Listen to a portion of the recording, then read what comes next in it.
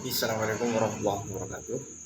First, I would like to say thank you very much for this time because we can explain about the topics about the concept of uh, the first material is the concept of English language teaching, and then the relationship between discourse analysis and English language teaching. So, before we talking too much about English language teaching, uh, we must know about the definition about teaching itself. What is teaching? I think the teaching is how can you transform your materials? How can you transfer the ideas, so how the teacher understand about the teaching, and about the effect for the class. So teaching itself means like you must know about the character of your student, what they need, what the people need, what the student needs, or something like that. So what is teaching? Teaching is classified by two ways. The first is virtual way, and the second is virtual way. What is virtual way? Virtual way, like we do in the past, maybe years ago. Virtual way is according knowing definition using by network, or you uh, doing something with the network. Like the first, maybe you will know the definition with searching from Google or something like that. And then the ritual way is understanding definition by observer and act of teaching in classroom. So you will uh, you will dive into classroom to know about the act and observing uh, the definition itself. So impact impact knowledge to an instruct. The virtual way, the impact of a virtual way is knowledge impact knowledge to instruct someone as how to do something. And then the thing can we learn from definition of uh, virtual way is the first. Teaching is important to uh, knowledge or skills. And then it's also the second is it also very helpful for students to learn. And then definition teaching in uh, definition teaching in ritual way. There is three part. The first, there's three ways. The first is pre-teaching, and the second is while teaching, and the third is uh, post-teaching. So the pre-teaching about the planning, how you plan your materials, how you make uh, uh, make a good plan for your materials so it can easily to learn uh, for student. And then the while teaching is talking about how you implementing your planning. So the first method is you're planning first your how to transfer your materials. And then the second is implementing or while teaching. So before before you implementing, you must know about the planning, and then you're implementing that planning first. You implementing your ideas first. uh, and then the post teaching about the evaluation about uh, the implementation. So if something wrong happen with uh, implementing your plan, you must evaluate your what you do. So there is yeah the reflection about uh, uh, teaching method. So the first one is planning. Like I said before, the first thing that planning for what and how to teach, how can you transfer your materials, how to make your students understand what you say or something like that, or what can make the student in your classroom have feel comfort or something like that. So yeah, uh, some scholars like E.G. Brown 1995, Richards 2001, uh, Tomlinson 2007, Yesi and Kaharudin also 2015, and strongly suggest teacher to do a needs analysis. So talking about the needs analysis, important to the first is know the type of teaching material suitable for a particular group of student, and the second is formulate learning goals about the objectives after uh, the type of learning about the materials or and can identify it of it. And the third is prepared and sequence the materials that will be used to achieve the learning objective. So the last one is create syllabus and lesson plan. So that is I think what the important about need analysis. So you can know about what their student needs, and then you can make your class is effectively. So yeah, I think that is uh, some method. And then identify how to teach. About the how to teach, the first purpose about teaching is you must know about how to teach, how you can effectively the class, how can you make the effective methods, so you can with you can make the class effective with selected methods, the right methods. So you can classify it about the students characters. Maybe you will uh, find some character that's uh, relate with this material, or relate for this how to say method, I mean. And yeah, overall the important things, there is no the uh, situation analysis, so we can know the right methods for some situation. I mean, if we can analysis of the situation, so there is ada banyak sekali yang bisa kita dapat dari situ. The first is we know the what can we do, what we do, and how can we do. So the next material is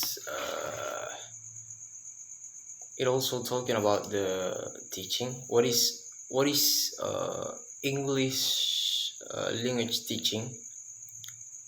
What is English language teaching? It is a big problem for I mean a big question, for what is English language teaching. That is the point of this material.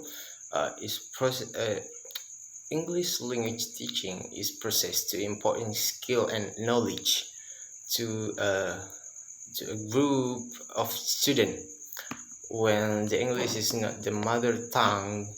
uh, then the implementation of pre-teaching, while teaching, and post-teaching. So uh, English language teaching is the one of process, to of uh, important skills. So how can we upgrade the student skill? So we must know about that, about the important thing, like the knowledge, the skills, when the situation, in this case, the student have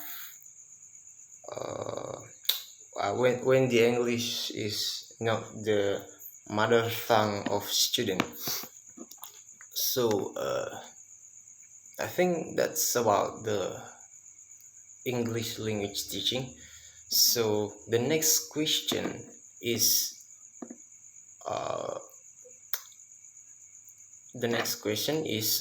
what the relationship between discourse analysis and English language teaching itself. So let me tell you a little bit. Like, many English listeners could speak grammatically correct English, but sometimes when how to say that, when you can speak grammatically fluently,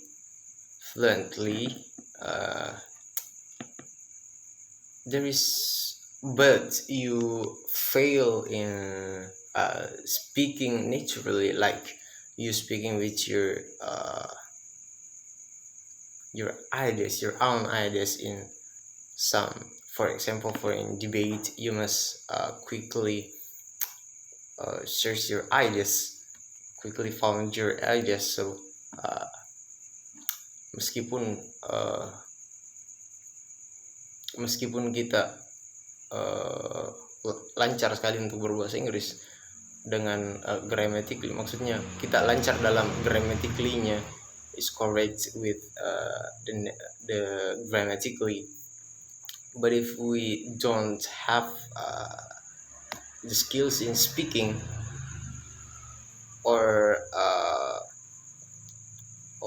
found quickly, if we cannot how to say that, we cannot speaking speaking the ideas we have. So it's hard to implementing that main thing of the teaching before, like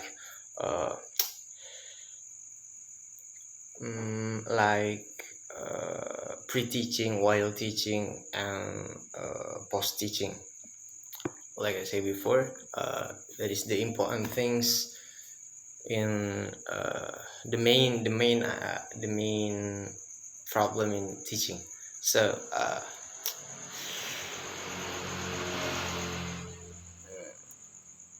for example, like in the PPT I read, the example there, like the native speaker offered some student to eat by asking, the teacher asking like that, what will you eat? What would you eat? And then the student reaction, or the student say that, answer that, anything okay. And then of course the teacher will didn't understand about what the students say, like he say about what will you eat.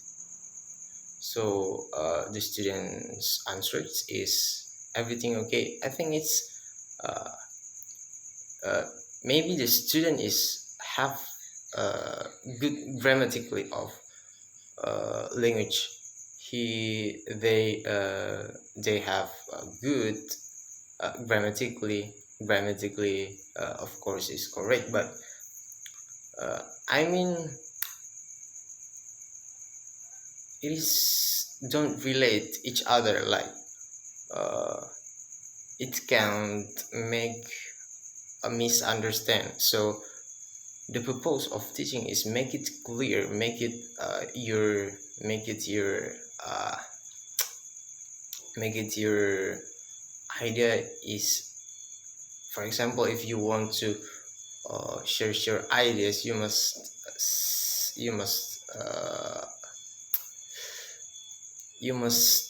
clearly in explain that, so it will reduce the misunderstand. And I think it will be effectively if you can if you expert with the main stage of teaching. So factual perspective in Indonesian is also, according to my experience, there is a lot happen uh, in our daily, like maybe in class we uh, we feel so difficult in learning something if the teacher is didn't have a skill of main stage, like I said before, like how to understand the student. When we met this situation, of course we will misunderstanding about the topics or the idea shared by our teacher. So yeah, finally we didn't got anything, we didn't get anything uh, about the material, and uh, it is not effective for the class. So you must know about everything, like I said before, like the character, what they need, and something like that, so you can easily to transfer your energy, and also student is comfort with in your class. And as the teacher, what can we to do? So yeah, like I said before, what will we do as the teacher? Yeah, we must know about all of what they need, what can make them comfort with our class. So what can we do with that situation, and also understand about what can we do with this situation. For example, we met this situation of hard to explain something, so of course they didn't have to understand what we say as well. And yeah, it's all about the methods. And then the relationship between that, what the relationship between discourse analysis uh, and between discourse analysis and English language teaching is, before we have a task to teach someone, have assignment to teach someone, or a group of students, we will share an ideas or send our materials. We of course must learn about discourse analysis, so we can get the point about this discourse, and also we uh, we can easily to uh, we can easily to explain about the meaning of these materials clearly, easily, so student can the student can listen you, so the student can understand what you're talking about, so the student will uh, comfort with your class. So that is the relationship between that, like you must learn this course analysis before uh, you will teach the sum of group of student, so you can, yeah, like I said before, you can easily to make understand your student. So that is the fact, and that is the experience I have in uh, for being a student. So I will comfort with the teacher if uh, they can uh, they can how to say that, they can uh, they can know about the student needs, and they can easily to analyze about the situation. So yeah, I think that's all about the relationship between the discourse analysis and English language teaching. So let's say thank you for this chance. Thank you for your attention. Assalamualaikum warahmatullahi wabarakatuh.